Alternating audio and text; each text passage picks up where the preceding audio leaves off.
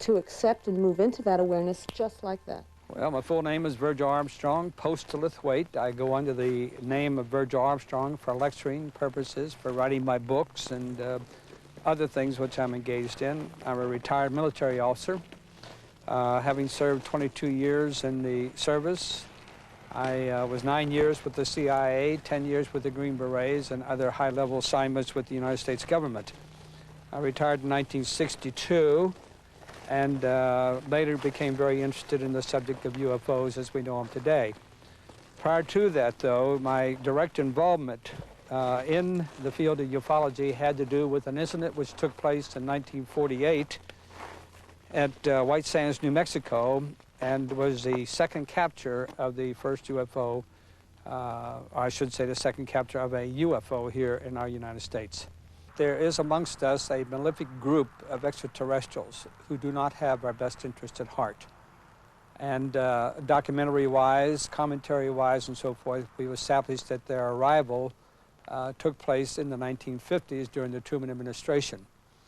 And that our government, and probably world government, made a pact with these extraterrestrials that if they were to share with us their ability to travel extraterrestrially, in other words, their technology to travel extraterrestrially, that we would in turn allow them to use our people as guinea pigs for biological research. In other words, testing them through our enzymes, genetic splices, possibly blood, and as we know now, in some cases, even spare parts, arms and legs and things of this nature. The threat that we're looking at is that these people are far superior to us in terms of mentality and technology, and through this means have controlled us as well as other world governments to enable us to do their bidding, you know, which of course is to basically farm us, if you would like. That's a very crass term, but that's exactly what it is, to farm us. Rather than fighting all of this as opposing nations as we have in the past, we now are trying to cooperate, and we're trying to live together in peace and tranquility and pacification. And as a result of this, to the great leaders, that is the great heads of government, such as Gorbachev, Reagan, and now Bush, are trying to cooperate to a degree that they can maintain stability, you know, at the same time move through this major spiritual transformation which is taking place. And that's not an easy thing to do.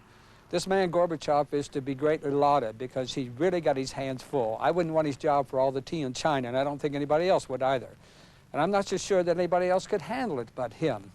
Again, we have to look at them in their totality also as a spiritual test. Every bit of this is illusion. Every bit of this is something which is being obscured from our true sense of knowing and, I should say, knowingness. Everything lies within your heart and your mind and your soul as well as mine. We cannot ever hope to deter any and all of this physically, technologically, or mentally. It has to be done spiritually. As I've reiterated already, this is a spiritual test and a spiritual time.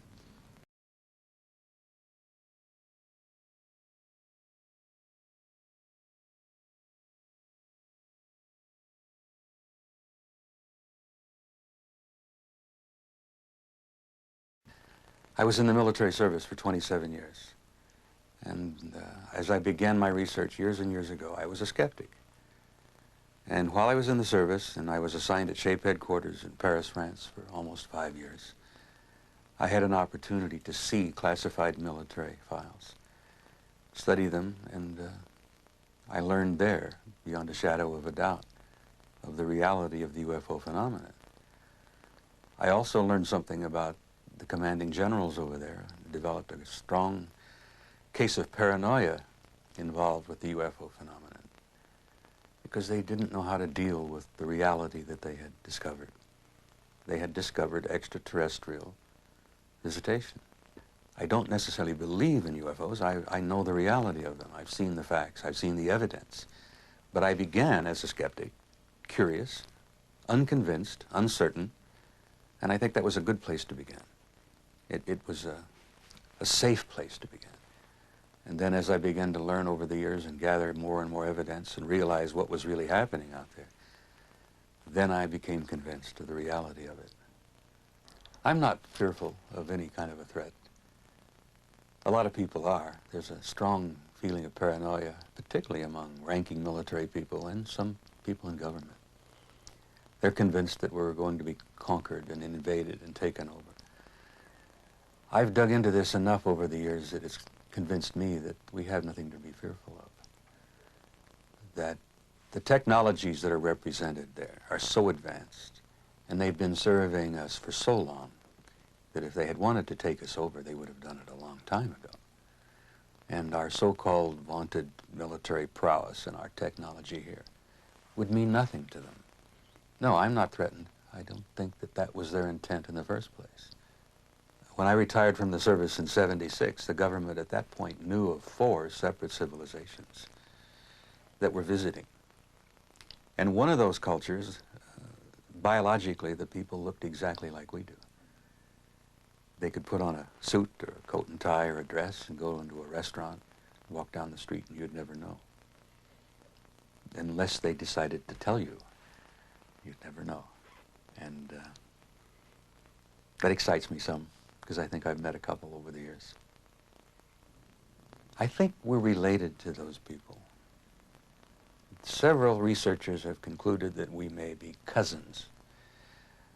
A number of us have concluded that we are probably a seeded race here on this planet, and that they were involved not merely in our development, growth, and evolution, but they were involved in putting us here. I had an opportunity to work with the Central Intelligence Agency, the National Security Agency, and I learned over the years that they have a very sophisticated disinformation program based upon the fact that they've decided not to tell the truth to the public.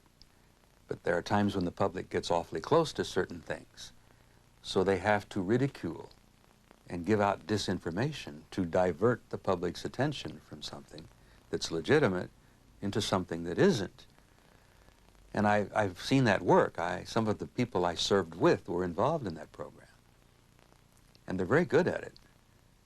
And one of the things they use over the years in the disinformation program are the so-called crackpots that we all know so well about. There are these little groups and individuals and people all over the world who wear the little silly hats with the antenna, and they get together with the meetings, and they have parties and so on with the visitors and such. And some of them are some really fringe people, and some of them, I think, probably need to be cared for. Maybe they're not dangerous, but anyhow, they exist. And the government has continually pointed to them and given them a lot of attention and given them a lot of press exposure to lead people with the idea that that's the UFO phenomenon. That's all there is to it, a bunch of crackpots. And the public at large and a lot of the media follow them, the crackpots, the fringe people, because they're colorful, they're exciting, they're fun.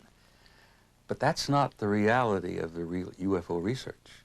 It has nothing to do with the scientists and the pilots, military and civilian, and the top people in government that have spent years looking at this phenomenon and realize that it's real. There's a truth here. There are facts here. There's evidence here. And if the people take the time to really look at what's available and look at the evidence and examine the evidence, my God, we've got enough evidence that in a court of law, we have more than enough evidence to convict. But sadly, it's not that simple with the UFO phenomenon, because we are dealing with government disinformation. And some of my friends are still working for the government. And they're good. And I'm tempted to name their names, but I can't. We've retrieved several ships. One I know of in particular was a crash up near Kingman some years ago, where there was a crew of 2 aboard. One was injured and one was in good condition. They retrieved the ship, they retrieved the crew. They took the ship and the crew off to a secret government laboratory, which is not too far from Las Vegas. And they kept the 2 crew members alive for some time. It's a very sensitive subject, and if you are not particularly careful, a military person can end up at Fort Leavenworth. He can end up being sentenced to prison. He can end up being fined. He can be forfeiting all of his pay and allowances, not only what he has had, but everything he would yet to ever earn. That's a rather frightening kind of threat to hang over their heads. So a lot of my friends and associates are rather closed-mouthed about it. But as they get older, like I am, they get to a point, well, I think it's time to talk about it. Well, one of the things that troubles me the most, I guess, is that how few people really understand and have really taken the time to look at the evidence and to dig into it. There's an enormous amount of material out there that's available to people, but you do have to make an effort. You have to dig a little bit. I'm continually amazed at the number of people who simply either are not concerned, are not aware, and it doesn't seem important to them. And I don't understand that, because to me, the fact that we are being surveyed, visited, analyzed by extraterrestrial cultures is mind-boggling. The ramifications for the human race and the planet Earth are overwhelming. The fact that we are not alone, that we are a part of a much larger community. And I find that exciting. And I find that that impacts upon the future of the human race. And I cannot imagine someone not being interested in that, not wanting to dig in and learn and gather all the information that they possibly could. You know, it's time we really do address this, that we are not alone, that there are other civilizations out there, and not trying to sound like this is a religious kind of thing, but the philosophical and the psychological implications for the human race are staggering. Do you realize what it might do to our view of ourselves and the petty problems we deal with continually? Politics, ethnic origins, fights, arguments. There are wars going on right now. If we could realize that we weren't alone, that we were a part of a much larger community, that idea in itself might bring about some kind of an expansion of consciousness in people, which I think would be good for the human race. In any case, we have to remember that the security of the power structure depends on the anonymity of the Majestic 12. Now that we can no longer use the Russians as the evil empire, we can use the aliens to increase the budget of our defense appropriations. What we tell the Congressional Appropriations Committee is another story. There are many opinions in government on how to handle the UFO information. As you